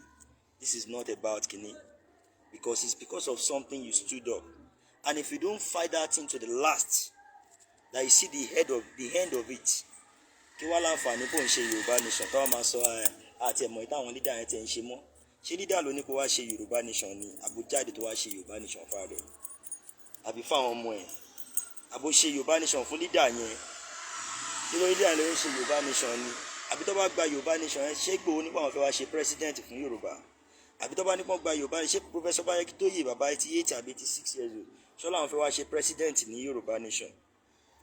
Ẹ jẹ́ máa yẹ kó máa tàn yín, kẹ má tanra yín, kẹ má tàbẹ̀là. So wake up from your sleep, wake up from your slumber. Kò ní sú wa o, mo kí gbogbo ilé lẹ́ẹ̀kan sí gbogbo ẹ̀yẹ tí ń bá wa lọ lórí ètò, mo kí yín Mr. Wasiu, mo kí yín tuale ó yá ẹ wálẹ̀ Mr. Zobo, Mr. Mori, mo kí yín o, kò ní sú wa, kò ní rẹ̀ wá, ẹ má bínú wá ní ká máa pé orúkọ àlè pé orúkọ tán wá kó máa acknowledge àwọn few people náà ni. Mr. Sunday, mo kí yín o, Mr. Debisi, mo kí yín, Mr. Adekunle, mo kí yín o, Mr. Ajayi, mo kí yín, akúfọmọ ènìyàn ṣe Mr. Lawal, mo kí yín, kò ní sún yín, kò ní rẹ̀yìn lágbára Ọlọ́run. A máa ń sọ pé Oòduà gbè wá kò ní gbé ọ̀dàlẹ̀ láṣẹ Èdùmàrè, Oòduà gbè wá kò ní gbé ọ̀dàlẹ̀ láṣẹ Èdùmàrè, Oòduà gbè wá kò ní gbé ọ̀dàlẹ̀. Ọlọ́run ó ti dá wa gẹ́gẹ́ bí olórí, ó ti dá wa gẹ́gẹ́ bí pé a gbọ́dọ̀ wà nínú àyè wa àti ọlá wa as Oduduwa country, not as Nigeria, torí Nigeria don't have land, Nigeria don't have language. A bá ń bèèrè lọ́wọ́ àwọn èèyàn kí ni language Nigeria, àwọn èèyàn orí question yẹn dá, ẹ jẹ́ bá wa sọ, ṣé ẹ máa ní pé language Nigeria Yorùbá, Igbo, Hausa ni language Nigeria? Àbí máa sọ pé British tó wá colonize yín, tó brainwash yín, tó wá lo àwọn Fúlàní tó fi ń fún yín ní passion, àbáwọn la máa nípa àwọn lónìí Nigeria, àbáwọn la máa sọ bí yá ń pé kíní. So wake up from your sleep. There is nothing called Nigeria anymore. Nigeria has been a disaster. Nigeria has been a sabotaged already. Nigeria is at the verge of breakup. Like one example, tí lára àwọn èèyàn mi kan tí wọ́n fún mi, wọ́n ní pé Nigeria is just like a Titanic ship. Wọ́n kò gbọ́ láti wo fíìmù àwọn ọmọ Indomie lè máa wo fíìmù Titanic, àwọn ọmọ Indomie wọ́n lè máa wo fíìmù Titanic, but mo mọ̀ pé mostly àwọn tó jẹ́ àwọn àgbàlagbà wọ́n wo fíìmù Titanic. Romeo and Juliet in the cup. Mo fẹ́ fún yín ní illustration lórí ọ̀rọ̀ Nigeria at the stage we are now. At the Titanic boat, a very mightiest story building, the tallest ship on the planet is a Titanic boat. Ẹ lọ gọ́gù ẹ̀. Níbẹ̀ oríṣiríṣi department ló wà ńbẹ̀. Class àwọn olówó ó wà ńbẹ̀, class àwọn olòṣì ó wà ńbẹ̀, class àwọn leverage ó wà ń bẹ̀, class àwọn tó yẹ kó wọn tẹ̀ tó wá ní nǹkan tó wà ń bẹ̀ nínú Titanic ship. Ìgbà tó yá ẹni tó jẹ́ sailor tó ń drive ẹ̀ má nìyẹn gbàgbé ó sùn lọ, kò mọ pé kíní ẹ ti fẹ́ ó ti dé beside bí block tí ẹ bí abẹ́ kíní. Nígbà tó máa dé pé ó máa sọjí báyìí tó máa ní kó òun yí ọwọ́ kíní yẹn báyìí ṣe ló gba ice block ní o, bó ṣe gba báyìí ẹ̀dẹ̀ mọ̀ pé bóòtì ordinary light metal ló máa ń lò fún so that a fi lè float lórí omi. Nígbà tó máa yá níṣẹ́ ló gba díẹ̀ lára ibi tó gbà yẹn ó wọlé, bó ṣe wọlé yẹn bá omi yẹn bẹ̀rẹ̀ sí ń wọlé sínú Titanic boat. Gbogbo wọn dẹ̀ ń ṣe fàájì, wọ́n ń ṣe gbogbo ẹ̀, wọ́n ń ṣe everything. Àwọn tí wọ́n tètè discover wípé kíní yẹn ti ń leak ni wọ́n ti ń wá solution lóríṣiríṣi. I'm telling you the reality of Nigeria. Àwọn tí wọ́n ti discover pé Nigeria ò lè ṣeé ṣe mọ́, àwọn tí wọ́n ti discover pé Titanic boat ò lè ṣeé ṣe mọ́, àwọn ni wọ́n wá rí wípé kí ni nǹkan tá lè ṣe, solution wọn la lè wà, báwo la ṣe lè ṣe. Olúkálùkù bẹ̀rẹ̀ sí mú idea oríṣiríṣi káàkiri. Ìmọ̀ bí wọ́n ṣe mú idea yẹn wọlé, olúkálùkù ti àwọn èèyàn díẹ̀ bẹ́ẹ̀ by that time táwọn ẹlòmíín struggle pé kíní ẹlòmíín ṣe fàájì lọ lókè, àwọn tó jẹ́ àwọn olówó classic yẹn àwọn yẹn ṣe fàájì lọ, wọ́n ń ṣe everything. Bẹ́ẹ̀ náà làwọn lò ṣì àwọn náà tó yẹ pé ilé tó tún tẹ̀lé wọn àwọn náà tún bẹ́ẹ̀ wọ́n ṣe fàájì wọn lọ. Nígbà tó máa yá àwọn tó jẹ́ common person bíi tiwa báyìí grassroots àwa la wá ń wá solution. Òun ni Yoruba Nation fi dìde, òun ni Biafra fi dìde, tó lúkálùkù wọn ò pé báwo la ṣe lè ṣe kíní yìí, kò lè ṣe blọọkì mọ́ torí pé omi ń wọlé. Báwo lè ṣe fẹ́ wẹ́ẹ̀dì nǹkan nínú omi, it can't possible because ó ti ń sùn, Titanic ship ti ń sùn, ó ti ń lọ́lẹ̀. Ìmọ̀ tó dẹ̀ ní any solution tó lè ṣe dàn pé báwo la ṣe fẹ́ jáde kúrò níbí báyìí. That is the fact.